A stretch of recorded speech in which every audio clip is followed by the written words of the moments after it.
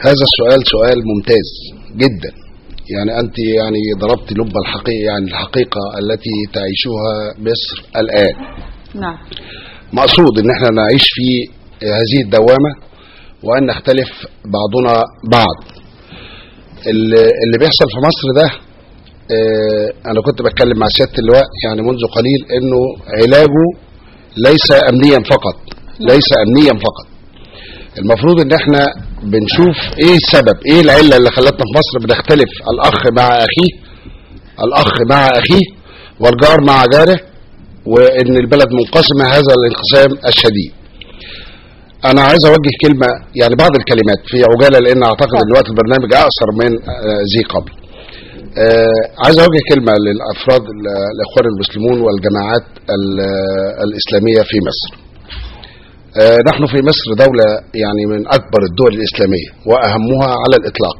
إذا صلحت ستصلح كل الدول العربية وكل الدول الإسلامية، وإذا انهارت ستنهار كل الدول العربية وكل الدول الإسلامية. ده كلام ما فيش فيه فصال، كلام ثابت ومعروف. فبالتالي حرصنا على مصر، وانا بوجه الكلام ده للجماعات الإسلامية، لابد ان يكونوا حريصين على مصر. نعم. هم عاوزين يعملوا الدولة الإسلامية ويطبقوا الشريعة الإسلامية، ونحن لسنا ضد ذلك. يعني نحن لسنا ضد ذلك، ولكن بالعدل وبالأصول. محدش يعني كاره للدين الإسلامي ولا للمشروع الإسلامي، لكن التطبيق ده هو أهم شيء في الموضوع. نعم. وأنا يعني قلت بالنسبة للأحداث التي تلت أحداث 30 يونيو، ماذا يفعل الإخوان والجماعات الإسلامية بعد يعني ما حدث؟ أنا بشبهها بالظبط إن واحد راح يحج ونوى للحج ودفع الفلوس وسافر جدة وجي يروح مكة، منع من الوصول إلى عرفات.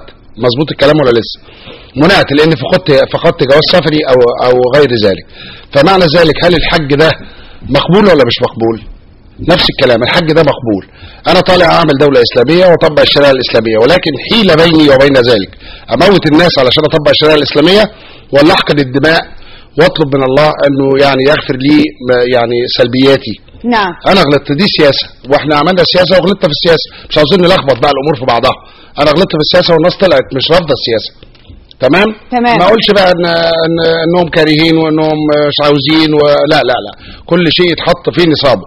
انا غلطت، وده وقفه سياسيه وليست وقفه ضد الدين او غير ذلك. عاوزين نحط الامور في نصابها. وانا اطالب الشباب بعد ما شافوا الاحداث وشافوا ان احنا داخلين على منحدر خطير، ان كل واحد يراجع نفسه وينظر للمصلحه العامه وحقن الدماء. احنا مش هنعالج امني، احنا مش عاوزين نحط الناس في السجون، ولا احنا عاوزين نعذبهم، ولا احنا عاوزين نفقدهم من العمل اللي احنا محتاجينه في هذا المجتمع. عاوزين كل ايد امينه تشتغل. البلد دي محتاجه بناء، مش محتاجه كلام. نعم. لان احنا بنتكلم كتير قوي، بنتكلم ولا احنا عايزين في المرحله المقبله مزيد من الجهد ومزيد من العمل. طيب اسمحوا لي حضراتكم معايا على الهاتف سياده اللواء حمدي بخيت، الخبير الاستراتيجي